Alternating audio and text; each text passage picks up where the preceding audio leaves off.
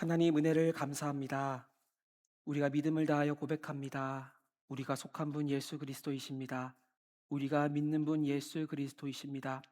하나님 이 시간 함께 예배하러 나온 우리 모든 성도님들의 심령 가운데 예수 그리스도로 말미암는 소망과 예수 그리스도로 말미암는 믿음으로 더욱더 굳건하게 채워 주옵소서. 이 모든 말씀 우리와 함께 하시는 예수 그리스도 이름으로 기도드립니다. 아멘. 이 시간 다 함께 자리에 일어나셔서 하나님 말씀 받도록 하겠습니다. 우리에게 주신 하나님 말씀은 다니엘 1장 1절부터 9절까지의 말씀입니다. 저 여러분 한 목소리로 합독하도록 하겠습니다. 시작. 유다 왕 여호야김이 왕이 돼 다스린 지 3년째 되던 해입니다. 바벨론 왕 느부갓네살이 예루살렘에 쳐들어와 예루살렘 성을 포위했습니다.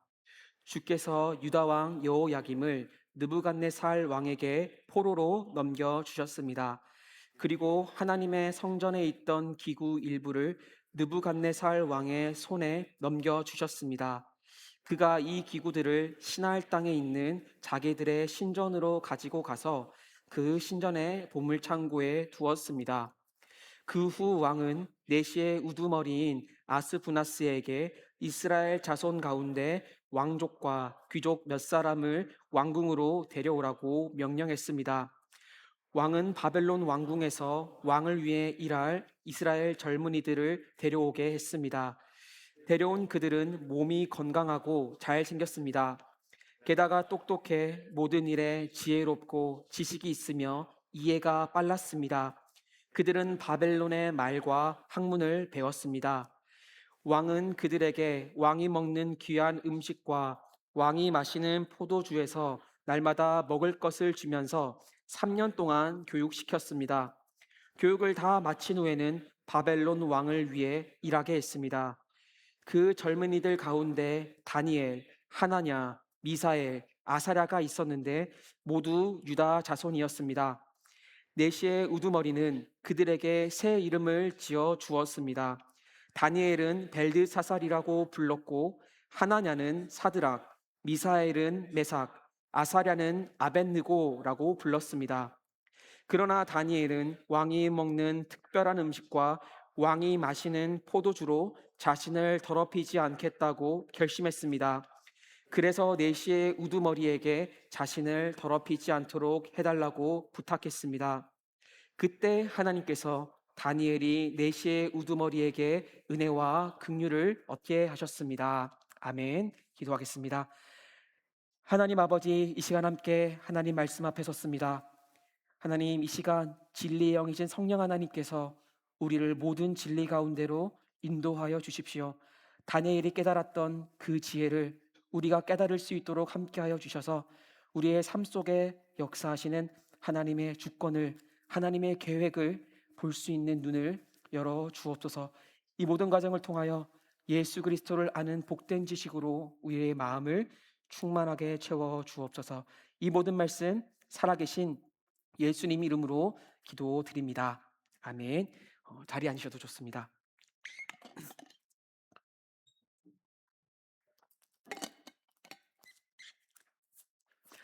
저는 다니엘은 뜻을 정하여라는 제목으로 하나님 말씀을 함께 나누도록 하겠습니다. 고등 코넬에는 재학생 대부분이 모여 있는 카톡방이 있습니다. 카톡방이 아니죠. 왓츠앱이 있어요. 거기 어떤 학생이 이번 파이널 기간 중에 자신의 공부 방법을 공유하겠다고 긴 글을 남겼습니다. 자세히 읽어보니까 기도와 공부를 병행하는 그런 방법이었어요. 조금 더 읽어보니까 이 공부 방법은 다니엘이 하루에 3번 기도한 그 경건 리듬에 이렇게 기반해 있다라고 되어 있더라고요. 저는 오늘 이 공부 방법이 뭐 맞다, 틀리다를 얘기하라는 게 아니고요. 일단 그 학생의 글을 보면서 이런 생각이 들었습니다. 학생들이 꽤 절박하구나. 동시에 성경 속에서 지혜와 공부와 관련된 대표적인 인물 역시 다니엘이다라는 생각이 들었습니다. 한국에서도 뭐 다니엘 공부법 또는 다니엘 학습법이 유행하기도 했죠. 요셉도 지혜로웠지만 요셉 공부법은 없습니다. 왜냐하면 요셉은 감옥에 갇혀 있었고 요셉이 공부를 했다는 기록은 없기 때문입니다. 반대로 다니엘은 수재들을 모아놓은 왕립 기숙학교에서 3년 동안 열심히 공부했습니다. 그리고 그곳에서 빛을 발했다는 성경 기록이 있어요. 그래서 여기서부터 다니엘 공부법이 파생될 수 있었던 것 같습니다. 게다가 에스겔서에서도 내가 다니엘보다 지혜로워서 은밀한 것을 깨닫지 못할 것이 없다라고 합니다. 그래서 다니엘은 구약과 신약 성경을 통틀어서 지혜, 그리고 명철, 공부 이런 것의 대명사로 꼽히는 것 같습니다. 저는 오늘 다니엘 1장을 함께 살펴보면서 이 다니엘의 지혜에 대해서 좀 얘기를 나눠보려고 해요. 그리고 이 부분이 제 오늘 설교 마지막 부분이 될 것입니다. 그리고 그 전에 저는 다니엘이 바벨론의 궁전에서 벌써 띄워주셨는데요. 감사합니다. 어떤 정체성을 가지고 있었는지를 살펴볼 거예요. 왜냐하면 다니엘의 모습은 세상 속에서 살아가는 우리가 또 어떻게 살아가야 하는가를 말해주고 있기 때문입니다. 그래서 저는 본문을 통해 세 가지를 말씀드리겠습니다. 첫 번째, 다니엘의 적응에 대해서 말씀드리겠습니다. 두 번째로 다니엘의 결심을 말씀드릴 거고요. 마지막 세 번째로 다니엘의 지혜에 대해 말씀드리도록 하겠습니다. 하나씩 살펴보며 은혜를 나누도록 하겠습니다. 첫 번째입니다. 다니엘의 적응에 대해서 말씀드리겠습니다. 본문 3절과 4절 제가 읽어드리겠습니다. 그 후 왕은 네시의 우두머리인 아스브나스에게 이스라엘 자손 가운데 왕족과 귀족 몇 사람을 왕궁으로 데려오라고 명령했습니다. 왕은 바벨론 왕궁에서 왕을 위해 일할 이스라엘 젊은이들을 데려오게 했습니다. 데려온 그들은 몸이 건강하고 잘생겼습니다. 게다가 똑똑해 모든 일에 지혜롭고 지식이 있으며 이해가 빨랐습니다. 그들은 바벨론의 말과 학문을 배웠습니다. 바벨론 왕은 예루살렘을 함락시킨 후에 똘똘한 이스라엘의 젊은이들을 왕궁으로 데려옵니다. 그리고 바벨론의 언어와 문화를 교육시킵니다. 지금 바벨론의 왕 느부갓네살 왕은 바벨론 동화 교육을 시키고 있는 거죠. 이스라엘 젊은이들은 당시 최강대국이었던 바벨론의 뛰어난 문화와 기술을 배웠습니다. 그러나 교육 이면에는 바벨론의 문화와 종교 그리고 세계관을 주입하겠다는 의도가 당연히 담겨 있었습니다. 당시 붙잡혀온 이스라엘의 젊은이들은 약 12세부터 14세 정도였다고 합니다. 그러니까 7학년이나 8학년 정도 되는 중고등 학생들이라고 할 수 있겠죠. 이들은 아직 자기 정체성을 이렇게 형성하고 있는 과정입니다. 자라나는 새싹들이죠. 그래서 느부갓네살 왕은 매우 전략적으로 이스라엘의 민족 정신과 또한 여호와 신앙을 말살하기 위한 정책을 펼치고 있는 겁니다. 뿐만 아니라 다니엘, 하나냐, 미사엘, 그리고 아사랴는 이런 유대 10대 청소년들의 이름이 바뀝니다. 벨드사살, 사드락, 메삭, 그리고 아벤느고라고 불립니다. 대표적으로 다니엘 이름만 한번 살펴보겠습니다. 다니엘이란 이름은 하나님이 나의 재판장이다라는 뜻이에요. 바뀐 이름인 벨드사살은 바알이 그의 생명을 지키리라는 뜻입니다. 이처럼 그들이 각각 부여받은 이름 속에는 이방 종교와 세계관이 들어 있었습니다. 쉽게 말해서 우리의 이름을 김미륵 또는 이석가 또는 최열반과 같이 바꿔버리는 겁니다. 이러한 모든 정책들은 이스라엘의 민족 정신과 또한 유일신 신앙을 지워버리는 것에 초점을 두고 있었어요. 마치 일본이 우리나라를 식민 지배할 때 창씨개명으로 이름을 바꾸고 또한 학교에서는 일본어만 사용하게 한 것과 같습니다. 모두 민족 정신을 제거하기 위한 정책이었던 거죠. 마찬가지로 느부갓네살 왕도 이스라엘의 여호와 신앙을 말살하려고 합니다. 그리고 바벨론의 충실한 신하이자 시민으로 재교육시키려고 합니다. 그런데 이때 다니엘, 하나냐, 미사엘, 그리고 아사랴는 바벨론 궁전을 뛰쳐나오지 않습니다. 나는 절대 이방 풍습을 배우지 않겠다며 자리를 박차고 나오지 않습니다. 오히려 그들은 그곳에서 바벨론의 문화를 배웁니다. 점성술은 기본이고요. 다양한 점치는 법도 배웠습니다. 다니엘은 나중에 우두머리 마술사라고도 불렸습니다. 그러니까 다니엘은 단순히 바벨론의 최신 기술만 배운 게 아니라 마술과 또한 점치는 기술까지 배웠습니다. 다시 말해서 다니엘과 이 세 친구들은 이 바벨론 궁전은 너무나 악하다, 못 참겠다, 떠나자, 산으로 들어가자 라고 말하지 않았습니다. 왜냐하면 다니엘과 이 세 친구들은 바벨론이라는 공간과 시간 속에서 살아가도록 부름을 받았기 때문입니다.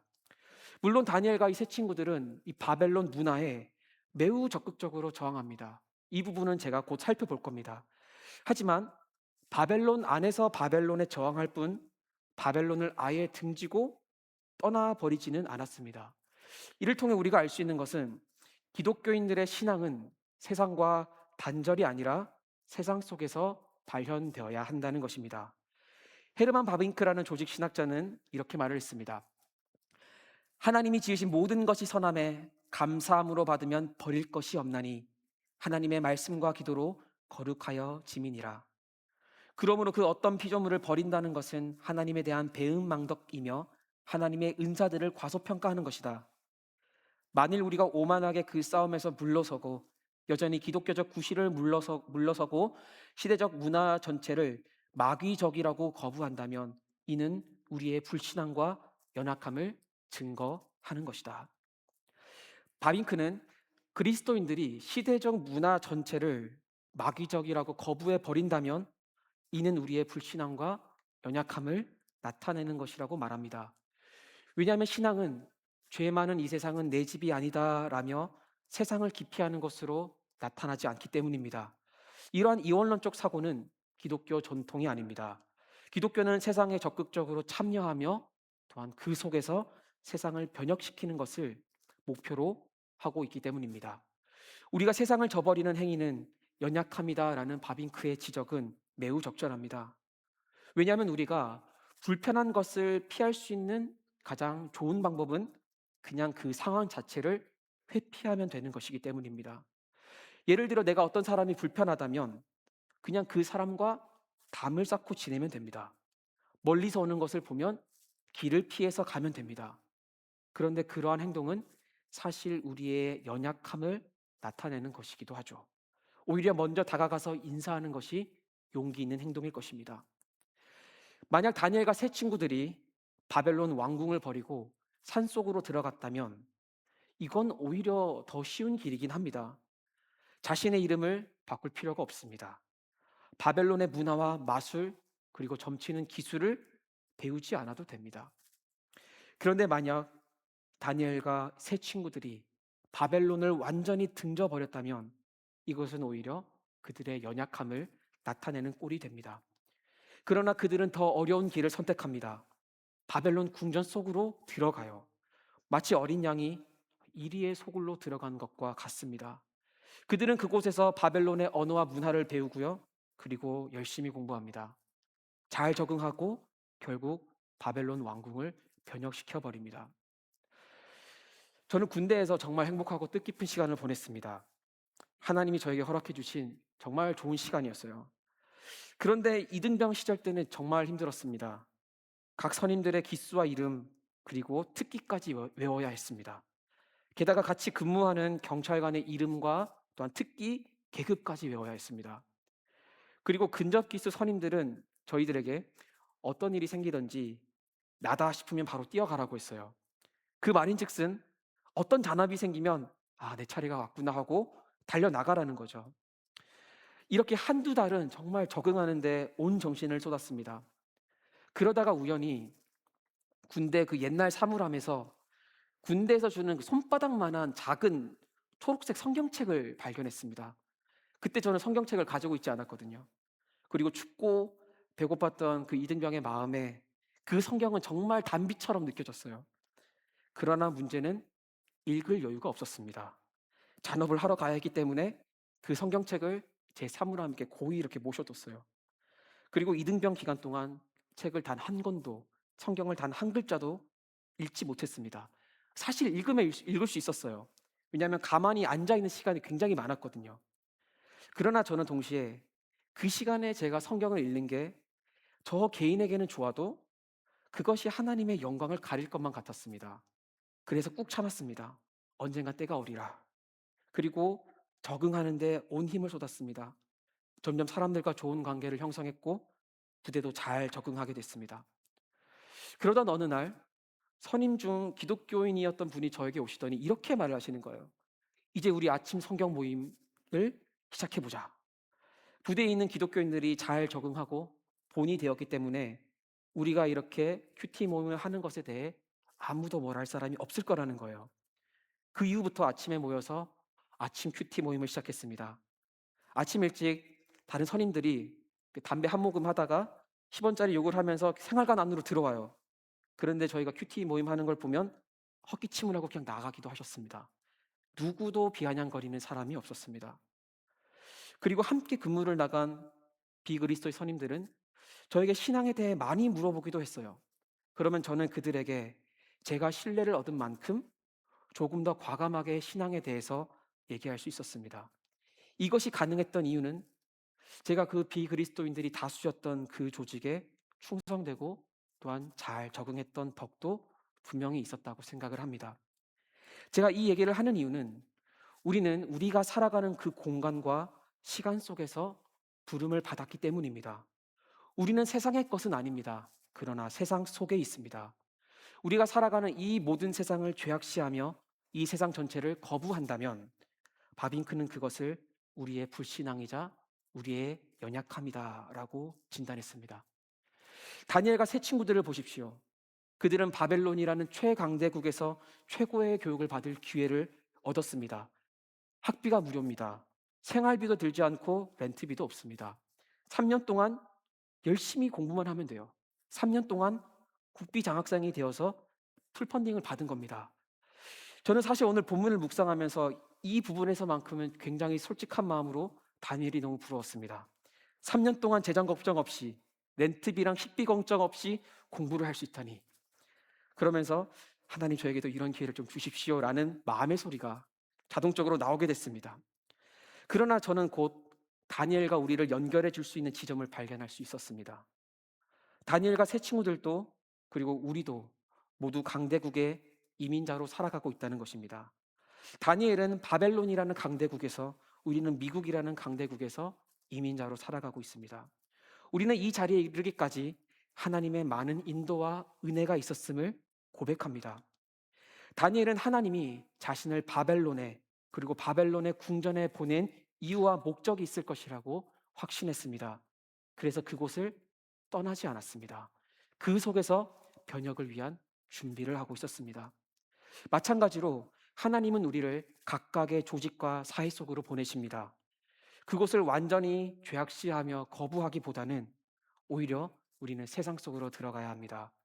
우리를 보낸 하나님의 이유와 섭리를 믿으면서 그 속에서 우리는 잘 준비되어야 합니다. 그 결과 다니엘처럼 문화와 조직을 변혁할 수 있는 우리가 되었으면 좋겠습니다. 두 번째입니다. 다니엘의 결심에 대해 말씀드리겠습니다. 본문 7절과 8절을 함께 보도록 하겠습니다. 내시의 우두머리는 그들에게 새 이름을 지어 주었습니다. 네, 주었습니다라는 부분에 조금 우리가 초점을 두고요. 그리고 본문 8절을 다시 보여주시면 다니엘은 왕이 먹는 특별한 음식과 왕이 마시는 포도주로 자신을 더럽히지 않겠다고 결심했습니다. 밑줄 친 이 두 동사, 즉 지어 주었다 그리고 결심했다라는 것은 히브리어로 똑같은 단어입니다. 어떤 뜻이 있냐면 두다, 확고히 하다라는 동사 단어의 뜻이 있습니다. 지금 내시의 우두머리는 다니엘과 세 친구들의 이름에 새로운 이름을 부여해서 위에 둡니다. 정체성을 바꾸려고 하는 거죠. 그런데 다니엘은 그것에 저항해서 자신의 이름 위에, 자신의 마음 위에 다시 무언가를 둡니다. 다니엘이 드디어 뜻을 정하여 저항하기 시작한 거죠. 어떤 주석가는 여기에 대해서 이렇게 주석을 했어요. 어쩌면 다니엘은 자기가 이길 수 있는 싸움만 선택했을 수 있다. 왜냐하면 다니엘은 자신의 이름이 바뀐 것에 대해서 크게 개의치 않았던 점을 좀 지적을 하고 있어요. 생각해보면 구약 성경 중에서 1차 포로 기한을 주도하고 성전을 세운 스룹바벨 총독도 성경 속에서 이방 이름인 세스바살이라는 이름으로 불리기 때문입니다. 그러니까 이 주석가는 이렇게 얘기를 해요. 유다 사람들이 이방인들의 이름을 갖는 것은 당시에 크게 문제가 되지 않았던 것일 것이다. 하지만 저는 이 주석에 대해서 좀 반대하는 입장을 가지고 있어요. 왜냐하면 느부갓네살이 다니엘을 부를 때 벨드사살이라고 부르지 않았기 때문입니다. 불렀지만 가장 먼저 다니엘이라고 불렀기 때문이에요. 다니엘 4장 8절과 9절을 한번 확인해 보겠습니다. 띄워주시겠습니까? 다니엘 4장 8절. 나중에 다니엘이 내 앞에 왔다. 느부갓네살 왕이 말을 하는 겁니다. 그는 내 신의 이름을 따서 벨드사살이라고 불렀다. 벨드사살보다 다니엘이 먼저 나옵니다. 느부갓네살은 다니엘을 다니엘 이름으로 인식을 했고, 그리고 벨드사살이라고 또한 부르고 있습니다. 그리고 느부갓네살 왕 이후 벨사살이 즉위했을 때 신하들은 다니엘을 이렇게 부릅니다. 다니엘 5장 12절입니다. 부왕께서는 그 사람 다니엘을 벨드사살이라고 부르셨습니다. 내가 내 부왕께서 유다에서 포로로 잡아온 유다 사람 다니엘이냐. 13절은 지금 벨사살 왕이 말하고 있는 거예요.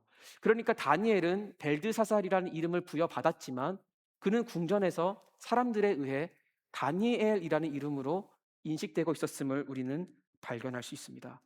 그 후에 즉위한 다리오 왕도 다니엘을 가리켜 살아계신 하나님의 종 다니엘아라고 부릅니다.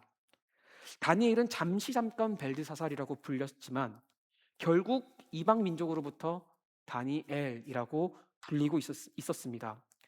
그래서 저는 오늘 본문에서 다니엘이 그 즉시 벨드사살이라는 이름을 거부하지는 않았지만 서서히 그 이름을 없애갔다라고 생각을 합니다. 자기 내면으로만 나는 벨드사살이 아니야, 나는 다니엘이야, 나는 다니엘이야 하며 혼자 정신싸움을 하고 있었던 것이 아니라 결국엔 바벨론 궁전 모든 사람들이 자신을 다니엘이라고 인식하도록 만들었다는 것입니다. 다니엘은 나는 벨드사살 곧 바알이 지키는 자가 아니다. 나는 다니엘 곧 하나님이 나의 재판장이라는 것을 믿으며 사는 사람이다라는 것을 드러냈습니다. 이러한 다니엘의 결심이 본문 8절에 잘 나타나 있습니다. 본문 8절을 함께 읽어보겠습니다. 시작. 그러나 다니엘은 왕이 먹는 특별한 음식과 왕이 마시는 포도주로 자신을 더럽히지 않겠다고 결심했습니다. 그래서 내시의 우두머리에게 자신을 더럽히지 않도록 해달라고 부탁했습니다. 다니엘은 지금 왕의 음식과 또한 포도주를 먹는 것이 자신을 더럽히는 것이라고 생각합니다. 그래서 왕의 특별한 음식과 포도주를 거부합니다. 그리고 채소와 물을 먹겠다고 합니다. 다니엘은 왜 굳이 왕의 음식을 먹고 마시는 것이 자신을 더럽히는 것이라고 생각을 했을까요? 단순히 이 음식들이 바벨론의 우상에게 바쳐진 음식이었기 때문만은 아닐 것입니다. 왜냐하면 바울은 우상에게 바쳐진 음식은 먹어도 된다라고 말하기 때문이죠. 한 성경 신학자는 이 부분에 대해서 왕의 음식은 왕에게 충성된 자에게만 허락된 것이었다라고 주석을 하고 있습니다. 그 결과 왕의 음식을 먹는 자는 왕의 보살핌과 왕의 양육을 받게 됩니다. 그 결과 왕의 음식을 먹는 사람들은 왕과의 굉장히 특별한 관계에 들어가게 돼요. 마치 다윗이 사울의 아들 무비보셋을 왕의 식탁에 참여시키며 또한 그로 하여금 왕의 음식을 먹게 하면서 그의 지위를 회복시킨 것과 비슷한 거죠. 게다가 본문 8절에서 더럽히지 않겠다라고 되어 있는 이 히브리어 뜻 중 하나는 구원하다 또는 친족처럼 행동하다라는 뜻이 있습니다. 그러니까 다니엘은 지금 왕의 음식은 나를 구원할 수 없습니다라고 고백하고 있는 것입니다. 그런데 다니엘이 살던 이 시기를 잘 생각해 보면요. 이미 느부갓네살은 하나님처럼 군림을 하고 있었습니다. 느부갓네살은 하나님의 것을 약탈하고 있었습니다. 그는 먼저 하나님의 성전 기구들을 약탈했습니다. 그리고 본문 4절을 보면 느부갓네살 왕이 몸이 건강한 소년들을 데려왔다라고 합니다. 그런데 이 건강하고라는 이 부분에 개역개정 성경은 흠이 없다, 곧 흠이 없고라고 번역을 했어요. 그리고 이 부분은 레위기 21장 21절을 우리에게 상기시킵니다.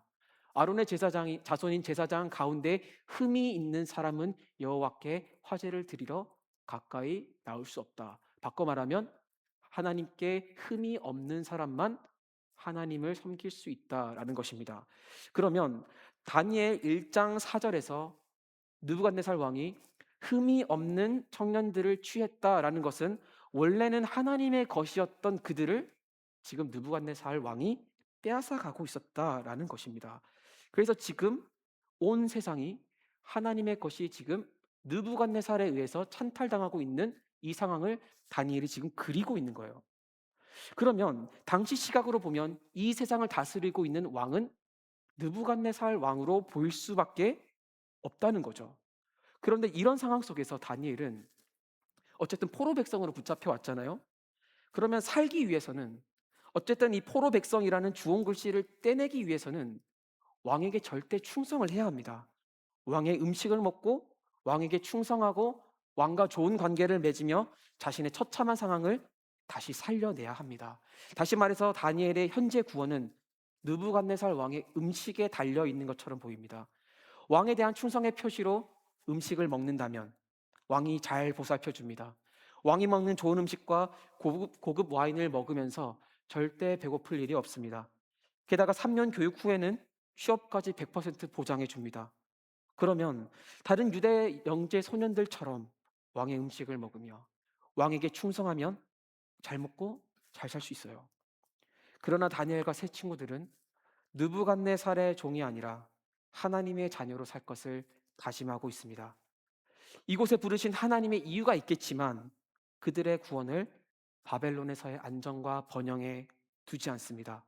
그래서 그들은 바벨론 궁전에서 꽤 잘 적응하면서도 언제든지 자신의 모든 직위를 버릴 각오를 하고 있습니다. 다니엘이 뜻을 정하여서 네시 우두머리에게 말할 때 우리는 왕의 음식을 먹으며 우리를 더럽힐 수 없습니다라며 매우 겸손하게 말을 했지만 또한 매우 담대하게 말합니다. 포기할 수 없다는 거죠. 우리는 이렇게 하나님만을 섬기겠다라는 신앙을 표현하는 겁니다. 그래서 결국 다니엘과 세 친구들 덕분에 왕의 음식은 더 이상 제공되지 않았습니다. 모두가 물과 채소만 먹었습니다. 그러나 다니엘은 자신이 결국 왕궁에서 쫓겨나갈 것을 지금 염두에 두고 있었던 것입니다. 그는 믿음의 모험을 하고 있었습니다. 왜 그렇게 했을까요?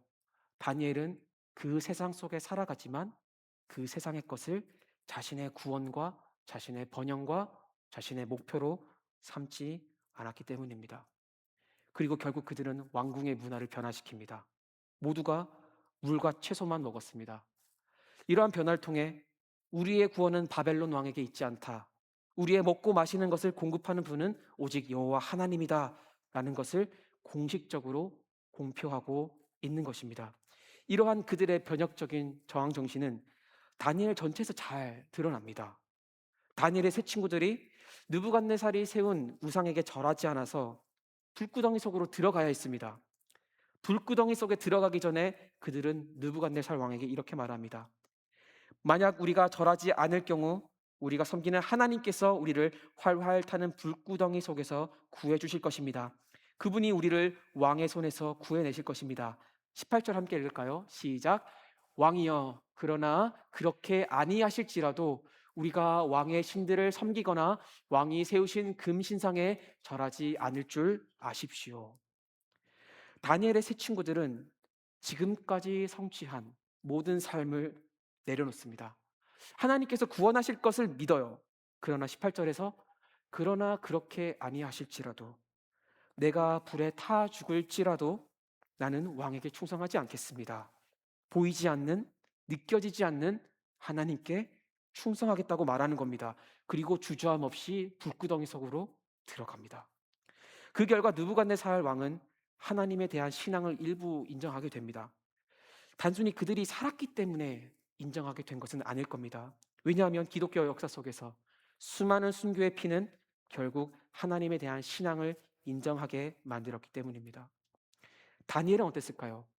다리오 왕 통치 시기에 굳이 하루에 3번 기도하면서 사자굴로 들어갑니다. 이거는 다니엘이 그냥 사자굴로 들어가겠다고 마음 먹은 것과 다를 게 없습니다. 다른 신에게 기도하면 분명히 사자굴에 넣겠다고 왕이 명령했기 때문이에요. 제가 다니엘이었다면 저는 아마 숨어서 기도를 했을 것 같아요. 아니면 하나님 눈만 감고 기도하겠습니다. 그래도 제가 이 자리에 있을 수 있는 것이 결국 하나님의 부르심이고 제가 또 이 자리에서 감당할 수 있는 많은 역할들이 있잖아요. 라면서 그냥 집무실에 앉아서 눈만 감고 기도를 잠깐 했을 것 같습니다. 그런데 다니엘은 총리 자리를 버릴 각오를 합니다. 목숨도 내려놓을 준비가 되어 있습니다. 왜냐하면 다니엘과 세 친구들을 그들을 다스리는 왕이 느부갓네살이나 다리오가 아니었기 때문입니다. 우리는 하나님만 섬깁니다. 우리의 구원은 하나님께 있습니다. 라는 그 유일신 신앙 고백이 그들의 마음속에 가득했기 때문입니다. 저는 단순히 다니엘과 이 세 친구들의 행동이 용감했다라고 평가하기보다는 굉장히 자유로운 행동이었다고 생각이 들었어요. 하나님으로 너무 충만해서 자신의 직위를 버릴 수 있는 자유, 풀무불에 들어가고 또한 사자굴에 그냥 들어갈 수 있는 자유, 그곳에서 비참하게 비명 속에 죽어도 괜찮다고 생각할 수 있는 이 자유, 이처럼 그들의 모습 속에는 지금까지 쌓아올린 모든 삶을 이렇게 버릴 수 있는 참된 자유가 나타나고 있습니다. 이처럼 그리스도인들은 세상 속에 있으나 세상의 것은 아닙니다. 우리는 하나님의 것입니다. 하나님이 우리의 구원이지 세상이 우리의 구원이 될 수 없다는 것입니다.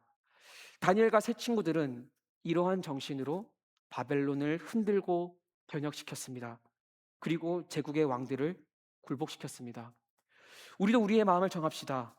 제국을 살아가지만 제국을 언제든 버릴 수 있기에 제국을 변혁시킬 수 있는 사명을 감당하기를 원합니다. 마지막 세 번째입니다. 다니엘의 지혜를 말씀드리겠습니다. 다니엘은 왜 이렇게까지 모든 것을 버릴 수 있을 정도로 바벨론에 살고는 있지만 바벨론의 포로가 아닌 자유로운 사람이 되었을까요? 본문 17절 함께 읽어보겠습니다. 시작. 하나님께서는 이 네 명의 젊은이들에게 지식을 주셔서 모든 학문과 재주에 뛰어나게 하셨습니다. 또한 다니엘에게는 모든 종류의 환상과 꿈을 깨닫는 특별한 능력까지 주셨습니다. 하나님께서 다니엘과 세 친구들에게 지식을 주셔서 학문과 재주에 뛰어나게 했다고 합니다. 그러니까 학문에서 굉장히 엄청난 두각을 드러냈다는 겁니다. 쉽게 말해서 1등부터 4등까지 다니엘과 세 친구들이 했다는 거예요. 그런데 하나님이 다니엘에게 특별한 능력을 지금 더하고 있습니다. 환상과 꿈을 깨닫는 특별한 능력을 주십니다. 여기서 환상과 꿈은 오순절 교단에서 말하는 그 종류의 환상과 꿈이 아닙니다. 여기에서 환상은 계시하다라고 번역할 수 있습니다. 계시란 하나님의 뜻을 밝히 보여준다는 뜻입니다. 그래서 다니엘서는 온갖 환상과 꿈 이야기로 가득합니다. 그래서 다니엘서를 구약의 계시록이다라고 부르기도 해요. 그리고 다니엘서에 나타나는 모든 환상과 꿈은 하나님의 그 높으신 뜻을 알려주는 매개체가 됩니다. 성경 속에서 계시나 환상은 많은 뜻 가운데 높은 곳에서 낮은 곳을 바라본다라는 뜻이 있습니다. 높은 곳에 올라가서 낮은 곳을 바라보면 낮은 곳에서는 절대 볼 수 없었던 것들을 우리가 볼 수 있게 되죠. 넓은 시야를 통해 그 지역에 어떤 일이 일어나고 있는지 전체적으로 넓게 조망할 수 있습니다. 이처럼 하늘 위에서 바라보는 이 시야는 땅에서 바라보는 것보다 더 높고 더 탁월하고 더 고등한 시야를 제공합니다. 다니엘이 앞으로 보게 될 환상과 꿈은 지상의 관점을 말해주지 않습니다. 눈높이 수준에서 바라보는 수준이 아니고요. 다니엘은 환상 가운데서 하늘 보좌에 좌정하신 분을 보게 됩니다. 그리고 도대체 하늘에서 무슨 일이 일어나고 있는지를 계시 가운데 보게 돼요. 다시 말해서 다니엘은 가장 높은 하나님의 보좌 위에 서서 하늘의 관점으로 이 땅을 내려다보며 조망하고 있습니다. 그렇다면 다니엘은 이 땅에서 단순히 눈높이 수준으로 땅을 바라보는 사람들보다 더 탁월하고 더 확실한 시야를 가지게 되는 겁니다. 그가 그러한 탁월한 하늘의 관점으로 이 세상을 바라보며 알게 된 지혜와 진리를 본문 2절에서 서술하고 있습니다. 본문 2절을 함께 읽어보겠습니다. 시작. 주께서 유다 왕 여호야김을 느부갓네살 왕에게 포로로 넘겨주셨습니다. 그리고 하나님의 성전에 있던 기구 일부를 느부갓네살 왕의 손에 넘겨주셨습니다. 그가 이 기구들을 신할 땅에 있는 자기들의 신전으로 가지고 가서 그 신전의 보물창고에 두었습니다. 밑줄 친 주께서 넘겨주셨습니다. 다니엘은 가장 탁월한 천상의 시각으로 이 땅을 내려봤습니다. 그리고 결론을 내립니다. 주께서 넘겨주셨습니다. 그리고 주께서 통치하고 계십니다. 유다가 망했던 것은 느부갓네살 왕이 강했기 때문이 아닙니다. 하나님이 넘겨주셨기 때문에 느부갓네살은 그냥 얻게 되었을 뿐입니다. 지상의 관점에서 보면, 눈높이의 관점에서 보면 느부갓네살 왕이 하나님의 자리를 꿰차고 있는 것처럼 보입니다. 느부갓네살이 이긴 것 같아 보입니다. 그런데 하늘의 관점에서 더 탁월하고 더 확실하고 더 고등한 관점에서 이 땅을 내려다보며 도대체 이 땅에서 무슨 일이 일어나고 있는가, 그 지혜를 깨닫고 나니 다니엘이 고백합니다. 주께서 넘겨주셨다. 이 땅을 신처럼 군림하는 존재는 느부갓네살인 줄 알았는데 하늘의 관점에서 보니까 그게 아니었다는 겁니다. 그리고 앞으로 수많은 제국들이 등장하겠지만 결국 완성되는 것은 하나님의 뜻과 하나님의 나라라는 것을 깨닫게 됩니다. 이처럼 다니엘이 깨닫게 된 지혜는 이 모든 역사의 시간과 공간을 주관하시는 분이 하나님이셨더라라는 것입니다. 그것이 본문 2절에서 주께서 넘겨주셨습니다라고 표현됩니다. 게다가 단순히 거시적인 역사적인 차원에서만 하나님의 주권적인 통치가 임하는 것이 아닙니다. 본문 9절을 함께 보겠습니다. 그때 하나님께서 다니엘이 내시의 우두머리에게 은혜와 긍휼을 얻게 하셨습니다. 하나님께서 얻게 하셨습니다. 본문 2절에서 사용된 주께서 넘겨주셨습니다와 동일한 헬라어 단어입니다. 다니엘이 내시 우두머리에게 우리는 왕의 음식을 먹지 않겠습니다, 우리는 왕의 포도주를 마시지 않겠습니다 라고 할 때 다니엘은 은혜를 입었습니다. 내시의 우두머리는 다니엘을 내쫓지도 않았고 왕에게 보고하며 다니엘이 벌을 받게 하지도 않았습니다. 그렇다고 다니엘의 요청을 들어준 것도 아니었어요. 하지만 그에게 친절하게 대답하며 건강이라는 키워드를 넘겨줍니다. 그리고 다니엘이 자신의 뜻을 정한 것을 성취할 수 있도록 힌트를 줍니다. 내시의 우두머리가 그냥 지나가면서 아무 생각 없이 말한 걸 수도 있겠죠. 하지만 다니엘은 더 탁월한, 더 확실한 천상의 시각으로 나의 삶에서 그리고 이 땅에서 진짜 무슨 일이 일어나고 있는지를 조망한 후에 서술합니다. 하나님께서 얻게 하셨더라 라고 고백하고 있습니다. 이처럼 하나님의 주권은 거시적인 역사적인 차원뿐만 아니라 작은 개인의 삶 가운데도 임하고 있었다는 것입니다. 이처럼 다니엘은 우리에게 가장 탁월하고 높은 시야에서 조망한 이 땅에 대한 이야기를 우리에게 전달합니다. 우리는 이 땅의 시각으로 바라볼 때 하나님의 부재를 경험할 때가 있습니다. 이 땅의 시각으로 바라보면 하나님이 왕이 아닌 것 같아요. 그런 우리에게 다니엘의 지혜를 전달합니다. 참된 지혜는 하나님이 역사를 주관하시는 시공간의 주인이시다. 하나님이 주관하고 계신다. 결국 하나님의 뜻이 이루어진다는 것을 깨닫는 것이 바로 다니엘이 깨닫게 된 참된 지혜입니다. 그리고 다니엘서는 우리에게 그래서 너는 어느 편에 설레라고 묻고 있는 겁니다. 참된 지혜로운 사람들은 하나님의 편에 서겠다라고 말하는 자들입니다. 진짜 지혜로운 사람들은 나는 바벨론을 버릴 준비가 되어 있습니다.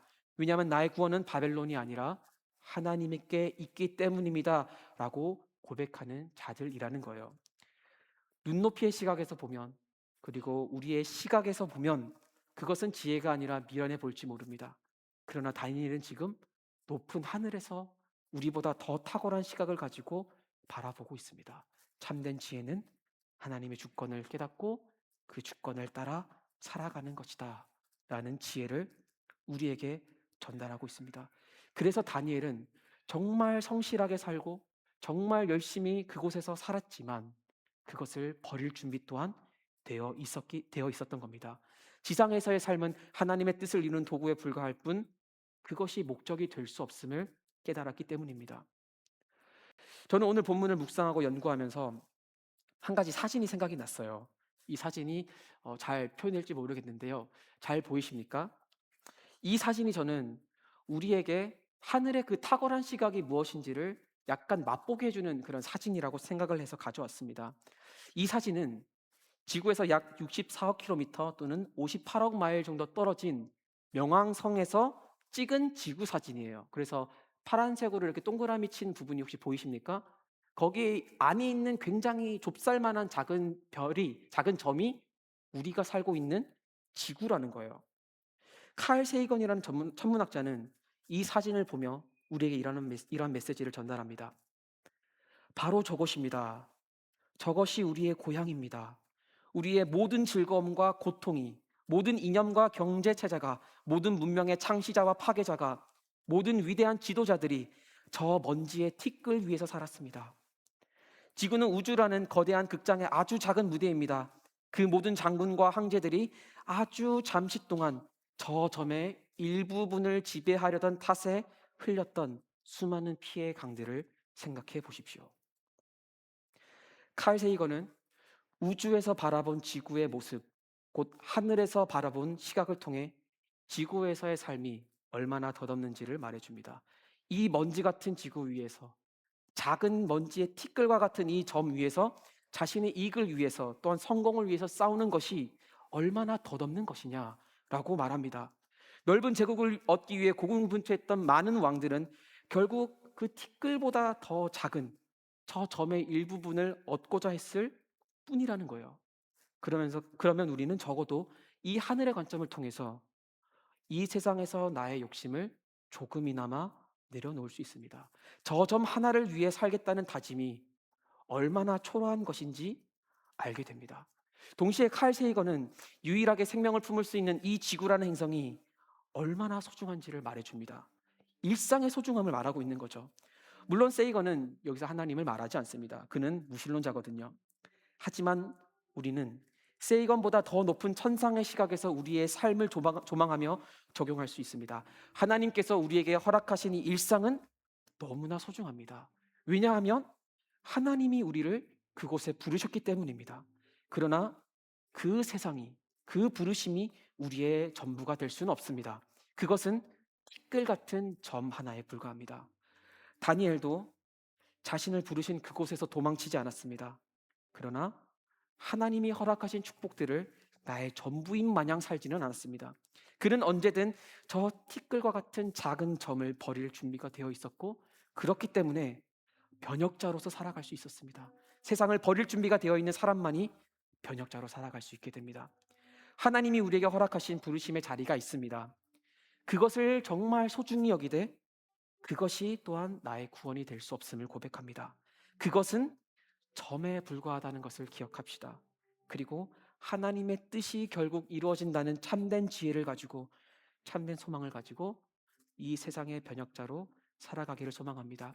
이처럼 우리가 이 일상 속에서 하나님을 왕으로, 또한 하나님을 나의 구원이라고 선포하는 이 참된 지혜를 가지고 살아갈 때 우리 개인의 삶과 역사 속에서 충만하신 하나님의 통치를 조망하고 그 하나님의 통치에 참여할 수 있는 우리가 되기를 주님의 이름으로 축복합니다.